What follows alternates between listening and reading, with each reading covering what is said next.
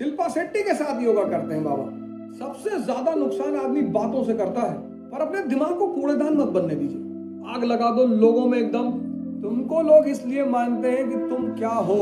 मेरा आईएएस में नहीं होगा तो क्या होगा? अबे तो जिंदगी थोड़ी खत्म हो जाएगी।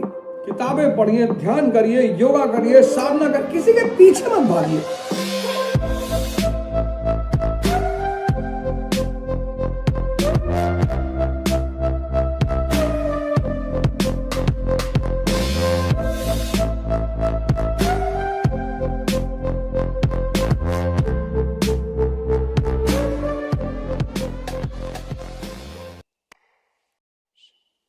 राजा के बेटों में अगर सपना है तो उनमें लड़ने की क्षमता कम होती है, क्योंकि उन्होंने ऑड नहीं देखा होता है।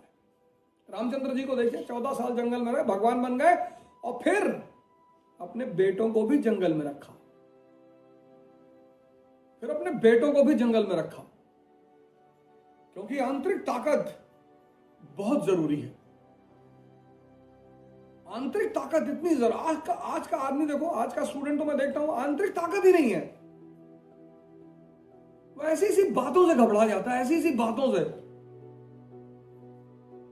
मेरा आईएएस में नहीं होगा तो क्या होगा? अबे तो जिंदगी थोड़ी खत्म हो जाएगी। कुछ और अच्छा करना, इलेक्शन लड़ जाओ, एंटरप्रेन्योर हो जाओ, बिजनेस करो। तुमको लोग इसलिए नहीं मानते कि तुम हो, तुमको लोग इसलिए मानते हैं कि तुम क्या हो। ये बहुत इंपॉर्टेंट है। ये भ्रम 95% लोगों को रहता है कि लोग मुझे मानते हैं। कोई नहीं मानता। तुमको लोग इसलिए नहीं मानते कि तुम हो, तुमको लोग इसलिए मानते हैं कि तुम क्या हो। जब शादी में जाते हो तो तुम्हें वही ट्रीटमेंट मिलता होगा जिस तरह के तुम हो। अगर आईएएस हो तो 40 लोग घेर लेते होंगे तुरंत। नहीं खाइए खाइए, पान खाइए, यहीं थूक दीजिए, हमारे हाथ में थूक दीजिए। कहां थूकने जाएंगे भैया? यहीं थूक दीजिए, हाथ में ही थूक दीजिए। इसलिए राजा बहुत निष्ठुर होता है। उसको पता है कि ये सब बदतमीज लोग सिर्फ मेरे पद से मोहब्बत कर रहे हैं, इसलिए राजा में किसी के लिए प्रेम नहीं होता। वो बहुत सही भी है, बहुत अच्छा भी है। जितना आम आदमी भावुक होता है उतना राजा आम आदमी तो बड़ा भावुक हो जाए। अगर आप उससे कहते मेरे हाथ में थूक दो, वो तो आपके दरवाजे पे जिंदगी भर बैठा रहे। लेकिन राजा समझता है,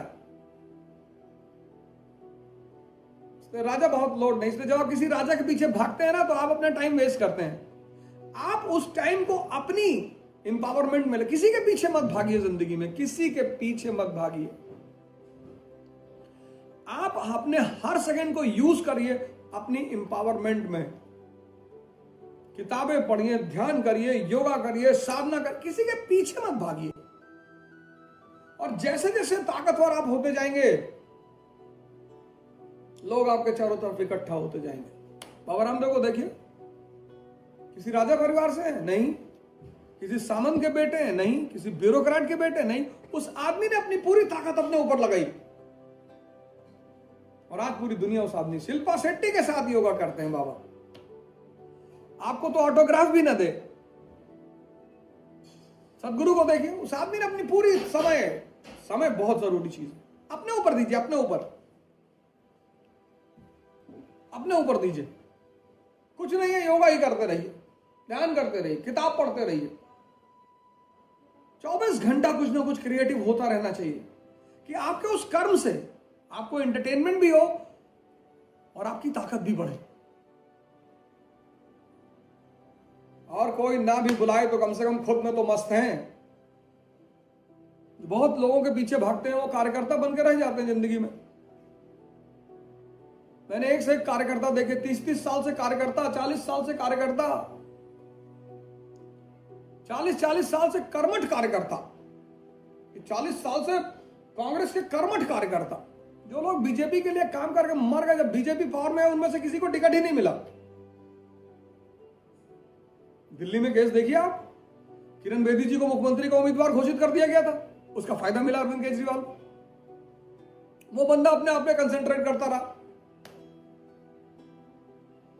अपने समय खुद मत पढ़िए, कुछ मत करिए, पढ़े रहिए, पर किसी से फालतू की बात मत करिए। पढ़े रहिए, सोते रहिए, लेटे रहिए, पर अपने दिमाग को कूड़ेदान मत बनने दीजिए,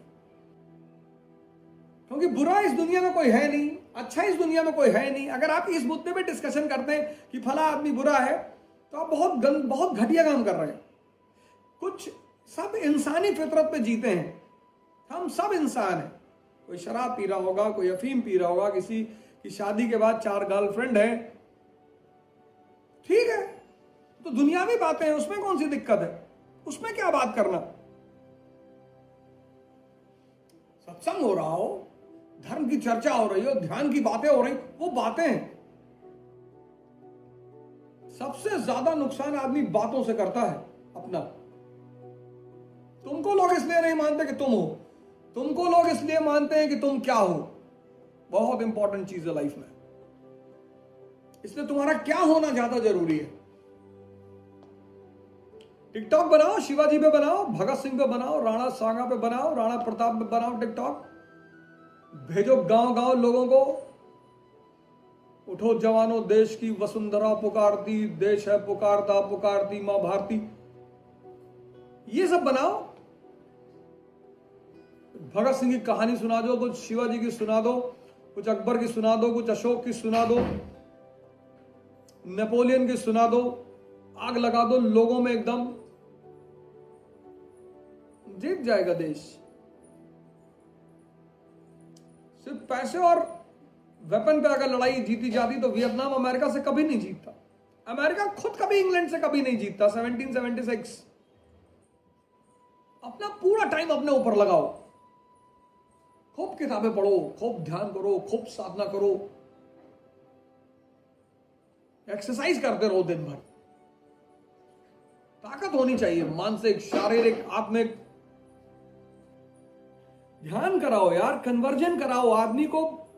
आदमी की, मैं देखो आप जितने भी, मैं इन लोगों को क्यों सपोर्ट करता हूं, ये बाबा रामदेव हैं, ये सदगुरु हैं, आचार्य रजनीश हैं, ये परिवर्तन करा रहे हैं आदमी में, ध्यान कराते हैं, साधना कराते हैं। मैं तो सदगुरु के आश्रम में एक से एक पेशेंट देखा, क्रोनिक डिजीज के पेशेंट। मेरे एक दोस्त है, उनकी वाइफ है, कैंसर से पीड़ित थी, पूरी तरह स्वस्थ हैं। बाबा रामदेव के आश्रम में मैंने एक से एक क्रॉनिक लोगों को देखा।